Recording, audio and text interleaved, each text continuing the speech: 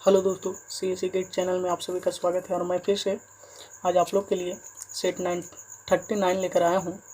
और चलते अपने सेशन को स्टार्ट करते हैं बिना लेट किए।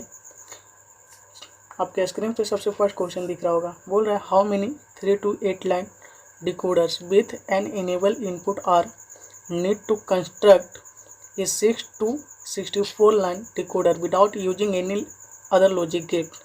यहाँ पर आपको बताना है कि 6 to 84 डिकोडर लाइन के लिए कितने डिकोडर की ज़रूरत पड़ेगी। ठीक है, तो आपको मैं बता दूं, यहाँ पे जब हम 6:64 डिकोडर लाइन की यूज करेंगे तो वहाँ पर 64 आउटपुट की ज़रूरत पड़ेगा हमें। ठीक है, अब इसी तरह से जब 3:8 डिकोडर की हम बात करते हैं तो वहाँ पर आपके 8 आउटपुट की ज़रूरत पड़ेगी।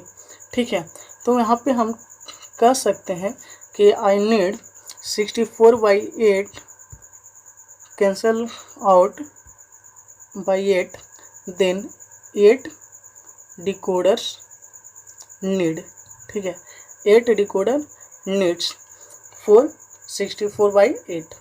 Then now to select any of this decoder we need one more decoder, मतलब कि आपको एक और डिकोडर्स की ज़रूरत पड़ेगी। तो उसके लिए 8 तो ऑलरेडी पहले से आया हुआ और +1 मतलब 8 + 1 = 9। तो 9 डिकोडर की आपकी ज़रूरत पड़ेगी, इसलिए यहाँ पर ऑप्शन आपका सी करेक्ट होता है। चलते हैं next question number 2। Question number 2 आपको बोलते हैं let the number of times the processor need to refer to memory when it fetches and execute an indirect address mode instruction if the instruction is the computation requiring a single operand bx and if the instruction is the computation requiring a branch by then find the value of x plus y। आपको यहाँ पर देखिए क्या बोल रहा है, दो तरह का ऑपरेंड को बोल रहा है। ठीक है ना, एक आपका सिंगल ऑपरेंड को जब कंप्यूटेशन करेगा, ठीक है ना, और दूसरी आपकी ब्रांच। ठीक है ना, कंप्यूटर्स रिक्वायरिंग ब्रांच। तो ब्रांच को रिक्वायर करने में कितने इसे वैल्यू की ज़रूरत पड़ेगी। ठीक है, तो देखिए यहाँ पर आपको बता दूं कि जब इनडायरेक्ट एड्रेसिंग मोड जब कंप्यूटिंग करता है सिंगल ऑपरेंड में तो वो as a like instruction fetch हो सकती है, इफेक्टिव एड्रेसिंग फेच हो सकती है और ऑपरेंड फेच हो सकती है। तो यहाँ पर आपको 3 रेफरेंस की रिक्वायर्ड पड़ेगी। कितने रेफरेंस की? 3 रेफरेंस की ज़रूरत पड़ेगी।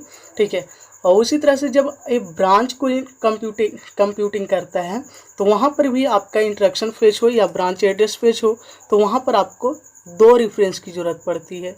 ठीक है, तो आप जब एक्स को कंप्यूट करेगा तो वहाँ पर 3 रेफरेंस की ज़रूरत पड़ेगी, जब वाई को कंप्यूट करेगा तो 2 रेफरेंस की ज़रूरत पड़ेगी। तो यहाँ पर एक्स प्लस वाई, तो एक्स की वैल्यू 3 और वाई का वैल्यू 2 आ गया। ठीक है, तो यहाँ पर आपका आंसर क्या आ जाएगी? 5 आ जाएगी। आपके ऑप्शन के अनुसार यहाँ पर 5 नहीं है, इसलिए यहाँ पर आंसर कोई भी नहीं होगा। तो ऑप्शन यहाँ पर सारे गलत है। आपका आंसर क्या हो जाएगी? 5 हो जाएगी। ठीक है, तो आप इसे याद कर लीजिएगा या तो फिर एक बार और समझ लीजिएगा। ठीक है, चलते हैं नेक्स्ट क्वेश्चन 3 पे। क्वेश्चन नंबर 3 आपका बोल रहा है which is not correct comparison between switch and router. इनमें से बताना है यहाँ पे कि कौन सा राउटर और स्विच में कंपैरिजन को नहीं बता रहा है या कौन करेक्ट नहीं है। ठीक है, तो मैं बता दूँ आपको कि switch uses CAM table and router uses routing table for sorting information related to directing signal. तो option A is correct. Second आपका है switch x intra network while router x inter network, ये भी आपका सही है।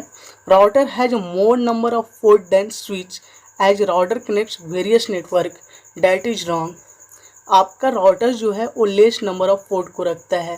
ठीक है ना, जैसे फॉर एग्जांपल आपको बता दूं मैं कि स्विच जो पोर्ट जो होती है वो एज ए लाइक 8, 16, 24 और 48। ठीक है, ये आपका स्विच पोर्ट है। वही राउटर की बात करें, राउटर पोर्ट की, तो ये आपकी हो जाती है 2, 4, 8।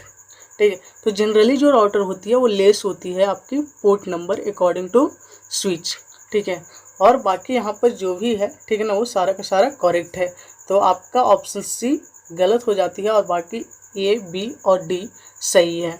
ठीक है, चलते हैं नेक्स्ट क्वेश्चन नंबर 4 पे। क्वेश्चन नंबर 4 आपका बोलता है when we use slow start algorithm the size of the congestion window increasing until it reaches a threshold. तो यहाँ पर आपको बताना है कि जब स्लो एल्गोरिदम को यूज करता है तो यहाँ पर किस तरह से इंक्रीज करेगा अंटिल इट रीचेज थ्रेशोल्ड। तो यहाँ पर मैं आपको बता दूँ कि ये यहाँ पर आंसर होने वाला आपका एक्सपोनेंशियल। क्या होने वाला है? एक्सपोनेंशियल। नेक्स्ट क्वेश्चन नंबर 5 पे चलते हैं, इजी सा क्वेश्चन था। ठीक है, नेक्स्ट 5 नंबर क्वेश्चन बोलता है two main measure for the efficiency of an algorithm are. तो आपको कौन सी एफिशिएंसी की ज़रूरत पड़ती है मेजर करने के लिए किसी भी एल्गोरिदम को? तो टाइम एंड स्पेस की ज़रूरत पड़ती है। ठीक है, जब भी आप टाइम ऑफ कम्प्लेक्सिटी निकालते हैं तो वहाँ पर टाइम एंड स्पेस की नीडेड पड़ती है, ज़रूरत पड़ती है। ठीक है, तो यहाँ पर टाइम एंड स्पेस हो जाएगा, तो ऑप्शन सी करेक्ट हो जाता है। नेक्स्ट क्वेश्चन नंबर 6 पे चलते हैं। क्वेश्चन नंबर 6 आपका बोल रहा है कि a queue is implemented using an array such that enqueue and dequeue operations are performed efficiently. Which one of the following statement is correct and refers to the number of items in the queue? यहाँ पर आपको n जो है वो refer कर रहा है आपका आइटम्स इन क्यू, मतलब कितने क्यू में आइटम्स है। ठीक है, तो यहाँ पर करेक्ट स्टेटमेंट को बताना है। ठीक है, कि कौन सा स्टेटमेंट करेक्ट है enqueue and dequeue के बारे में। ठीक है, तो यहाँ पर जो both operation can be perform in order of one time, तो ये आपका स्टेटमेंट सही है, क्योंकि इन क्यू वी विल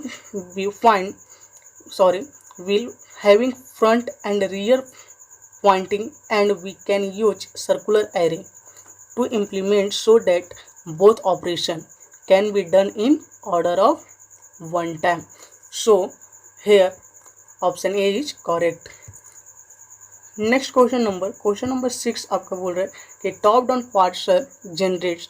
तो जो भी टॉप डाउन पार्सर होती है वो लेफ्ट मोस्ट डेरिवेशन होती है और bottom of parser right most derivation होती है। तो यहाँ पर ऑप्शन ए करेक्ट होता है। नेक्स्ट क्वेश्चन नंबर 8 पे चलते हैं। क्वेश्चन नंबर 8 आपका बोल रहा है the demerits of the fragmentation are. तो फ्रेगमेंटेशन का डिमेरिट्स क्या है, तो यहाँ पर बताना है। तो जब भी आप फ्रेगमेंटेशन करते हैं तो वहाँ पर कम्प्लेक्स राउटर की ज़रूरत पड़ती है, open to disk operating system attacks और overlapping of fragment. No overlapping fragment नहीं, तो ये यहाँ पर नहीं होगा और यहाँ पर आपका ऑप्शन डी करेक्ट हो जाता है, ए एंड बी बोथ। ठीक है, नेक्स्ट क्वेश्चन नंबर 9 पे चलते हैं। क्वेश्चन नंबर 9 आपका बोल रहा है if an SQL query involves not and or with no parenthesis. यहाँ पर बताना है कि एसक्यूएल में जो नॉट और एंड और जो ऑपरेटर है वो किस तरह से इन्वॉल्व होती है। ठीक है ना, तो देखिए यहाँ पर आपका दिया हुआ है not will be evaluate first, and will be evaluate second और विल बी इवेल्युएट लास्ट। तो यहाँ पर ऑप्शन ए ही करेक्ट हो जाता है। ठीक है, क्योंकि मैं इसके बारे में आपको बता दूं कि जब आप मल्टीपल कंडीशन को स्पेसिफाई करते हैं या कर सकते हैं in a single where clause के द्वारा, तो वहाँ पर आपको retrieve rows based on the value in multiple columns, वहाँ पर आपका मल्टीपल कॉलम्स के द्वारा आप इसे क्या कर सकते हैं, यूज कर सकते हैं, रिट्राइव कर सकते हैं। So we can use and or operator to combine two or more condition combine. जब हमें एक से ज़्यादा कंडीशन को कंबाइन करना रहता है तो एंड और ऑपरेटर का यूज करते हैं। तो एक और अनदर ऑपरेटर आपका नॉट होता है। तो देयर आर 3 ऑपरेटर्स और ये सारे ऑपरेटर आपका लॉजिकल ऑपरेटर है और ये सारे को हम लोग यूज करते हैं ट्रू, फॉल्स और अननोन के लिए, इसलिए यहाँ पर ऑप्शन ए करेक्ट हो जाता है। नेक्स्ट क्वेश्चन नंबर 10 पे चलते हैं। क्वेश्चन नंबर 10 आपका बोल रहा है what is the output printed by below code.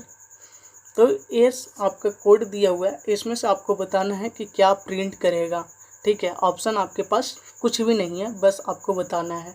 ठीक है, क्या है, कैरेक्टर ऑल। ठीक है, कैरेक्टर ऑल नहीं, हम यहाँ पर ए मान लेते हैं। ठीक है ना, कैरेक्टर यहाँ पर थोड़ी सी मिस प्रिंट हुआ है। ठीक है, इस तरह से है। ठीक है, NIC और B